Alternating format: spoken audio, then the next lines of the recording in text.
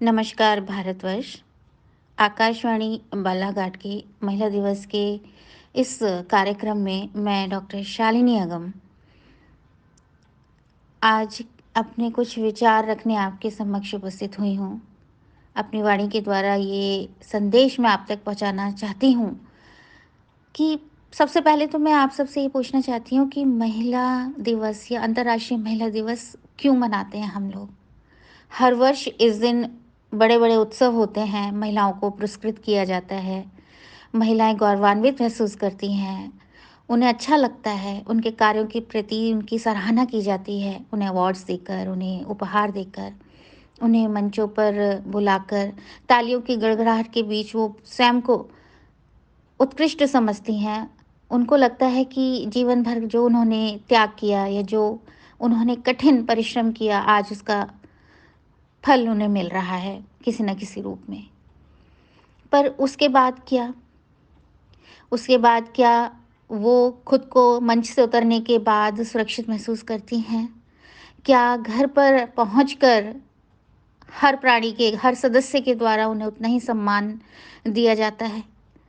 जहाँ वो कार्य करती हैं, उस ऑफ़िस में या उस प्रांगण में, चाहे विद्यालय हो, परिसर हो कोई या ऑफ़िस हो या जहाँ भी वो कार्य करती हैं, क्या उन्हें उतना ही दर्जा मिलता है? क्या उन्हें कभी-कभी बहुत ही अधिक दोयम दर्जे का प्राणी नहीं समझ लिया जाता? क्या काफ़ी जगहों पर पुरुष ये नहीं सोचते कि ये महिला है तो ये हमसे आगे क्यों? क्या उनका अहम, पुरुष का अहम आड़े नहीं आ जाता? सिर्फ़ इसीलिए ही कई महिलाओं को उनके कौशल, उनकी बुद्धि और उनकी जो उनमें एक लगन होती है कार्य करने के प्रति, जितना वो कठिन परिश्रम करती हैं, क्या उनको उसके बदले उतना ही राशिफल प्रदान किया जाता है, जितना पुरुषों को मिलता है?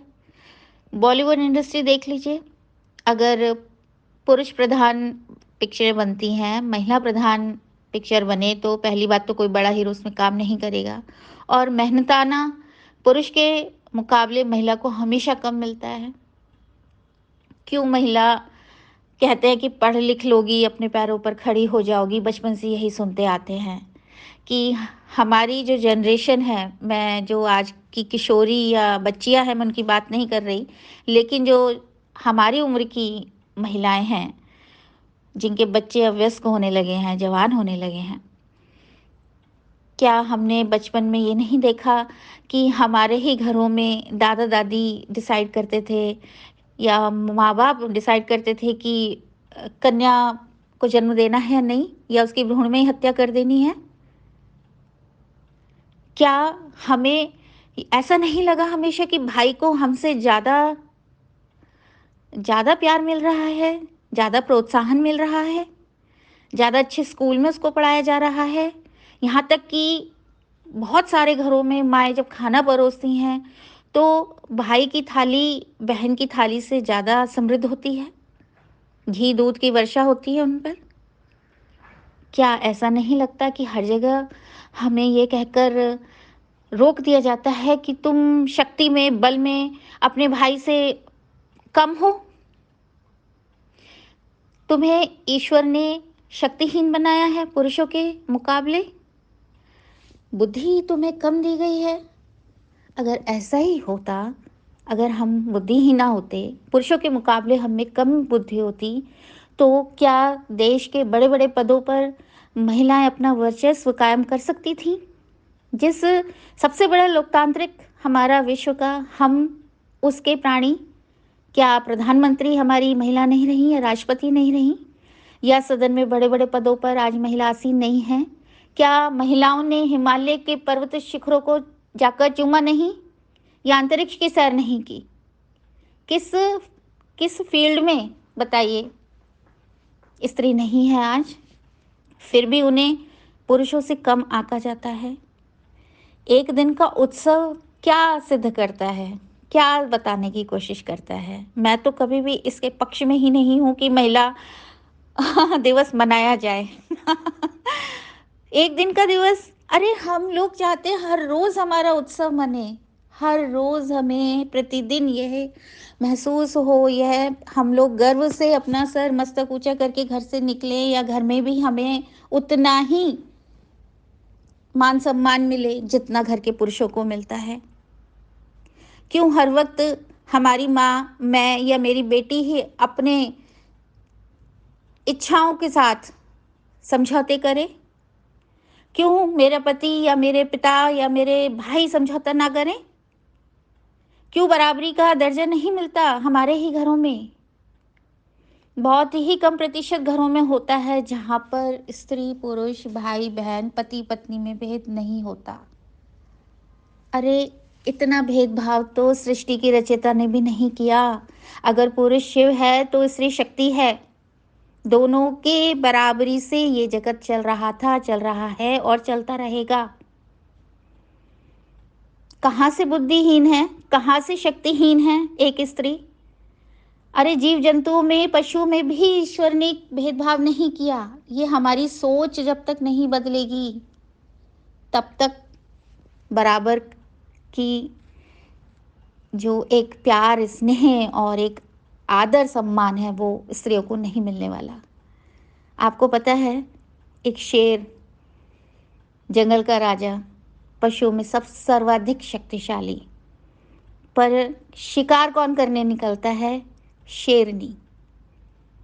और वो शेरनी जब शिकार करके आती है, शिकार करने का हुनर अपने बच्चों को सिखाती है, तो शेरनी सबसे पहले लाकर शेर के सामने वो आहार डालती है।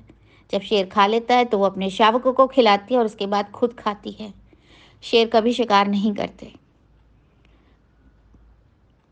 हाथी का उदाहरण दूं तो जो हाथियों के झुंड होते हैं, उनका नेतृत्व करती है एक हथनी। और जब उसे लगता है कि कहीं जाना सुरक्षित नहीं है, तो वो पूरे झुंड को दूसरी तरफ मोड़ देती है। पति की इनकम कैसी भी हो, कम हो, अधिक हो, घर का रुतबा एक कायम करती है तो उसकी पत्नी एक गृहिणी। पति सिर्फ कमा के अगर लाता है तो घर का स्टैंडर्ड बनाती है उसकी वाइफ। और अब तो दोहरी जिम्मेदारी है। पिछले 2 दशकों में, 3 दशकों में तो दोहरी जिम्मेदारी निभा रही है एक स्त्री। वो बाहर भी कमा रही है, घर में भी काम कर रही है। पहले ये रेशो बहुत कम परसेंटेज थी, लेकिन अब ये रेशो बढ़ता जा रहा है। लेकिन पुरुष, भाई है, पति है, पिता है, वो अभी तक ये स्वीकार करने के लिए तैयार नहीं है कि मेरी पत्नी या मेरी बहन या मेरी माँ बाहर काम कर रही हैं, तो हमें भी घर के कामों में भागीदारी पूरी तरह निभानी चाहिए। क्यों नहीं समझ रहे हम? और सबसे बड़ी चीज़ जो मुझे दुखाती है अंदर तक, सबसे ज़्यादा, कि हम लोग सुरक्षित नहीं हैं। हम लोग क्यों सुरक्षित नहीं हैं, ना घर ना बाहर? क्यों गंदी दृष्टि, कुदृष्टि हम पर पड़ी रहती है और हम लोग खुद को नहीं बचा पाते? क्यों? क्योंकि हमारे यहाँ की व्यवस्था बहुत कमज़ोर है।